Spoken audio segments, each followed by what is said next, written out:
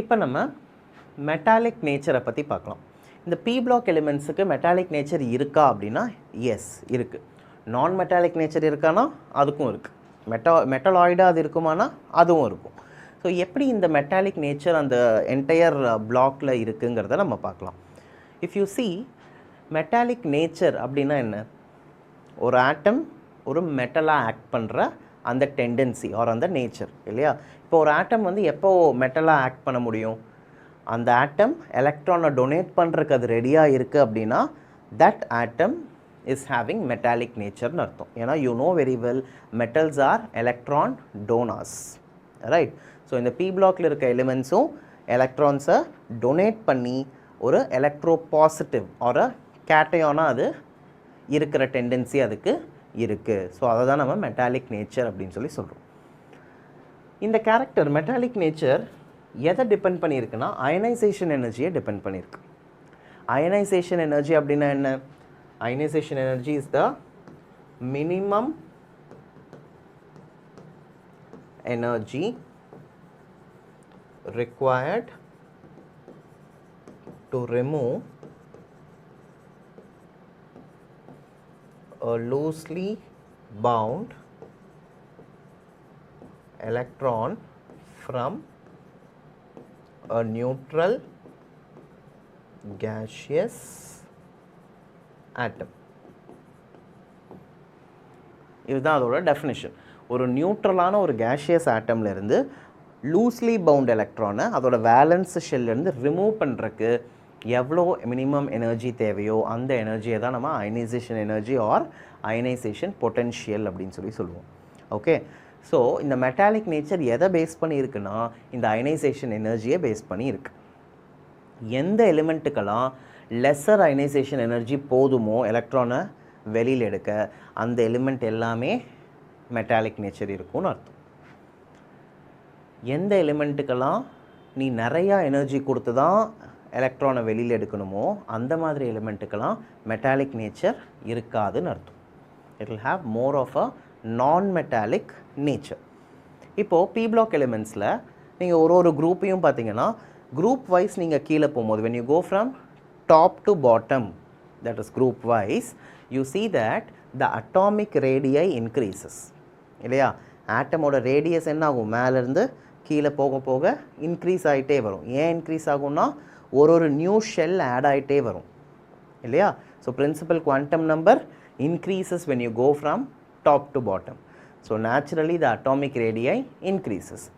இப்போ ஒரு atomic ரேடியை increase ஆகுது அப்படின்னா என்ன அர்த்தம், நியூக்ளியஸ்க்கும் அதோட வேலன்ஸ் எலக்ட்ரான்ஸுக்கும் இருக்கிற அந்த டிஸ்டன்ஸ் வந்து இன்க்ரீஸ் ஆகுதுன்னு அர்த்தம். ஸோ டிஸ்டன்ஸ் இன்க்ரீஸ் ஆச்சு அப்படின்னா the attraction between the nucleus and the valence electron will be very less. ஏன்னா டிஸ்டன்ஸ் ஜாஸ்தி ஆகிட்டே போகுது. அப்போ நியூக்ளியஸ்லேருந்து அந்த வேலன்ஸ் எலக்ட்ரான்ஸ் என்ன ஆகுது, தள்ளி போயிட்டே இருக்குது. ஸோ அந்த டிஸ்டன்ஸ் இன்க்ரீஸ் ஆகிறனால அட்ராக்ஷன் பிட்வீன் த நியூக்ளியஸ் அந்த வேலன்ஸ் எலக்ட்ரான்ஸ் எப்போவுமே கம்மியாக இருக்கும்.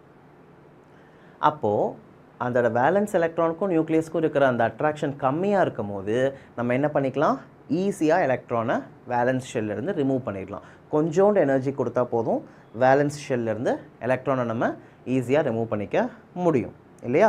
So when you go from top to bottom in a group you see that அதோட metallic nature increases. Otherwise we can say top to bottom நம்ம குரூப்பில் போக போக அந்த ஆட்டம்ஸுக்கு எலக்ட்ரானை டொனேட் பண்ணுற கெப்பாசிட்டி இன்க்ரீஸ் ஆகுது அப்படிங்கிறத நம்ம சொல்கிறோம்.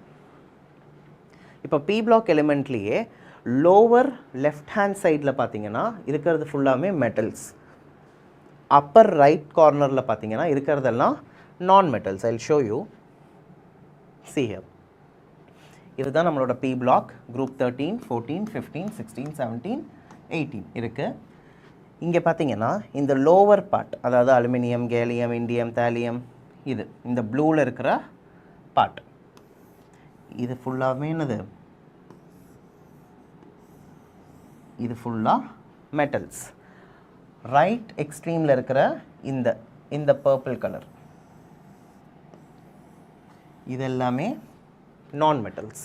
இந்த மெட்டல்ஸுக்கும் நான் மெட்டல்ஸுக்கும் நடுவில் இருக்குது பார்த்தீங்களா, that is boron, silicon, germanium, arsenic, antimony, tellurium, இது எல்லாமே metalloids. So you know what is a metal? Metals have a tendency to donate electrons, whereas non-metals have a tendency to accept the electron. அப்போ இங்க இருக்கிற இந்த ப்ளூவில் இருக்கிற elements எல்லாமே எலக்ட்ரான்ஸை donate பண்ணுற கெப்பாசிட்டி அதுக்கு இருக்குது. Hence they are metallic in nature. So இந்த பர்பிள் கலரில் இருக்கிற எலிமெண்ட்ஸ் எல்லாமே non metals which have a tendency to accept the electrons. அப்போ இந்த க்ரீனில் இருக்கிறத தான் நம்ம என்ன சொல்லுவோம்? மெட்டலாய்ட்ஸ் அப்படின்னு சொல்கிறோம். மெட்டலாய்ட்ஸ் அப்படின்னா என்ன? They have a nature as that of the metals as well as the non-metals. Okay, so it has both the natures, metallic nature as well as non-metallic nature. இப்போ group 13 ஸ்பெசிஃபிக்காக நம்ம எடுத்துக்கிட்டோம்னா அதில் non-metal இருக்கா? இல்லை, எதுவுமே non-metal கிடையாது. metals இருக்கானா? எஸ் இருக்குது. Aluminium, gallium, indium and thallium. Metalloid என்ன?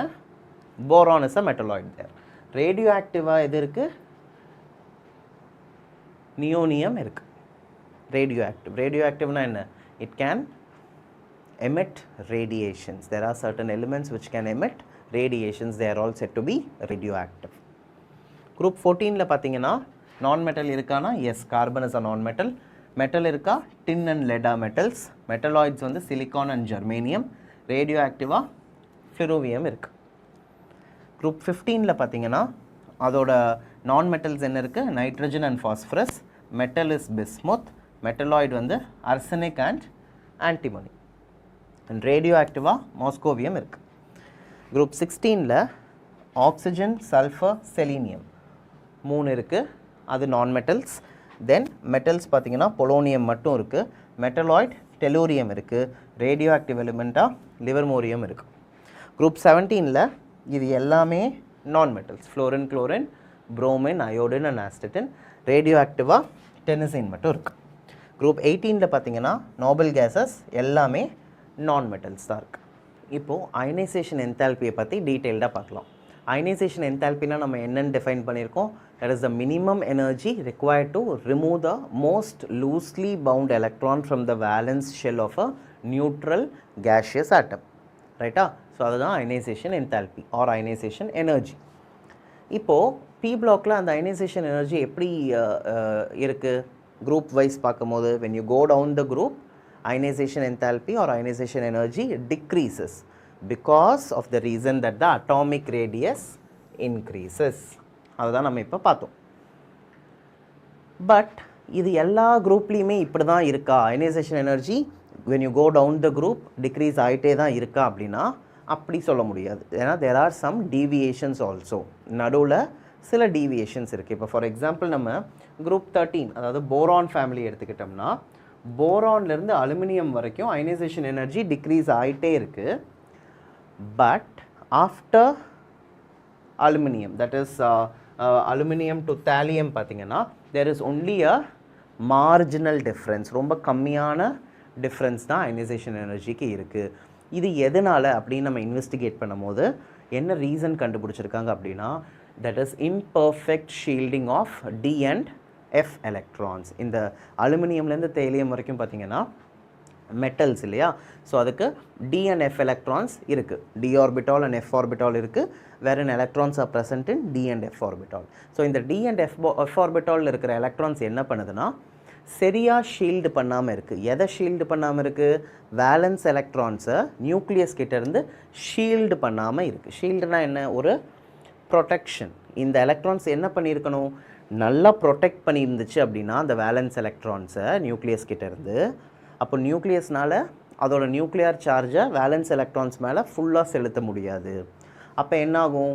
ஈஸியாக நம்ம வெளியிலேருந்து எலக்ட்ரானை எடுத்துக்கலாம். இப்போ இந்த டி அண்ட் எஃப் எலக்ட்ரான்ஸ் வந்து ஷீல்டிங்கை சரியாக பண்ணாதனால வேலன்ஸ் எலக்ட்ரான்ஸ் எல்லாம் இந்த நியூக்ளியஸ் கிட்ட நல்லாவே எக்ஸ்போஸ் ஆகிருக்கு. அப்போ இந்த நியூக்ளியஸ் என்ன பண்ணும்? நியூக்ளியர் சார்ஜ் நிறையா கொடுத்து அந்த வேலன்ஸ் எலக்ட்ரான்ஸை டைட்டாக ஹோல்டு பண்ணி வைக்குது. அப்போ அந்த டைட்டாக ஹோல்டு பண்ணியிருக்கு. நீ அதை ரிமூவ் பண்ணணும்னா என்ன பண்ணணும்? நிறையா எனர்ஜி கொடுக்க வேண்டியது வரும். ஸோ நம்ம எக்ஸ்பெக்ட் பண்ணது என்ன? குரூப் வைஸ் கீழே போக போக அயனைசேஷன் எனர்ஜி டிக்ரீஸ் ஆகணும்னு எக்ஸ்பெக்ட் பண்ணோம். But because of this imperfect shielding of d and f electrons இப்போ அயனைசேஷன் எனர்ஜி டிக்ரீஸ் ஆகாமல் ஒன்லி மார்ஜினல் டிஃப்ரென்ஸ் மட்டும் இருக்குது. எங்கே? Specifically aluminium to thallium. Next group 14 பார்த்தீங்கன்னா இதோட சிமிலர் ட்ரெண்ட் தான் இருக்குது. இப்போ குரூப் 13ல் என்ன ட்ரெண்டு பார்த்தோமோ அதே மாதிரி தான் குரூப் 14ம் இருக்குது. பட் குரூப் 15 to 18 நீங்கள் பார்த்தீங்க அப்படின்னா it follows a general trend. When you go down the group you see that the ionization energy decreases. But எதனால் அங்கே மட்டும் அப்படி அப்படின்னா அந்த டி அண்ட் எஃப் எலக்ட்ரான்ஸோட இம்பர்ஃபெக்ட் ஷீல்டிங் இருக்கு இல்லையா, அதை வந்து ஓவர் கம் பண்ணுற அளவுக்கு மீதி இருக்கிற பி ஆர்பிட்டாலில் இருக்கிற எலக்ட்ரான்ஸ் எல்லாம் ஷீல்டு பண்ணுது. இந்த குரூப் 15 to 18ல் இருக்கிற எலிமெண்ட்ஸை பார்த்தீங்கன்னா அங்கேயும் imperfect shielding of d electrons and f electrons இருக்குது. But that is overcome by the electrons present in the p orbital. இப்போ பி ஆர்பிட்டாலில் நம்ம இப்போ 18th குரூப்லாம் பார்த்தீங்கன்னா there are 6 electrons in p orbital. It is not like in group 13 where you have only 1 electron in the p orbital. இங்கே p orbital இருக்கிற electrons நிறையா இருக்குது group 15 to 18ல் பார்த்தீங்கன்னா. அதனால இந்த p orbital இருக்கிற எலக்ட்ரான்ஸ் எல்லாம் என்ன பண்ணுது, d orbital and f orbital electrons வந்து சரியாக ஷீல்டு பண்ணாட்டியும் பரவாயில்ல, நாங்கள் அதை ஷீல்டு பண்ணுறோன்னு சொல்லி ஷீல்டு பண்ணுறனால என்ன ஆகுது, அயனைசேஷன் எனர்ஜி டிக்ரீஸ் ஆகுது. ஓகே, தென் அயனைசேஷன் என்தால்பியை நீங்கள் குரூப் வைஸ் கம்பேர் பண்ணாலும் இந்த குரூப் 13 to 14, 14, 15, 16, 17, 18 ஒரு குரூப்புக்கும் நம்ம அயனைசேஷன் என்தால்பி கம்பேர் பண்ணாலும் நீ ஒரு குரூப் போக போக அயனைசேஷன் என்தால்பி இன்க்ரீஸ் ஆகிட்டு தான் இருக்கும் தேன் த ப்ரீவியஸ்